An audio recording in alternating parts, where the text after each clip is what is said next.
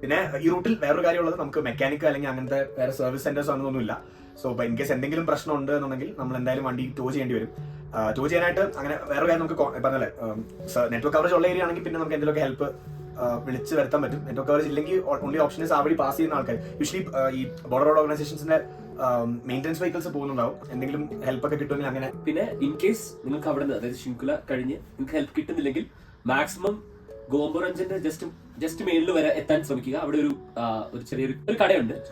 ആ കടയിൽ that person has A pickup. Next service centre അല്ലെങ്കിൽ നെക്സ്റ്റ് മെക്കാനിക്കിനെ കിട്ടുന്നത് പാതുമിലാണ്, പൂർണ്ണയിൽ കിട്ടില്ല.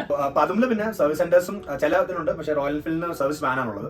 അതുള്ളത് അവരുടെ പതുമിലുള്ള ഏക ഹോസ്പിറ്റലിന്റെ ഫ്രണ്ടിൽ തന്നെയാണുള്ളത്. പിന്നെ ആക്ച്വലി പതും മാർക്കറ്റിൽ നിന്ന് അവിടുത്തെ നമ്മുടെ പതും പെട്രോൾ പമ്പിലേക്ക് പോകുന്ന വഴിക്ക് അവിടെ ഒരു ലെഫ്റ്റ് സൈഡിലോട്ടൊരു അത്യാവശ്യം നല്ലൊരു വർക്ക്ഷോപ്പ് ഉണ്ട്.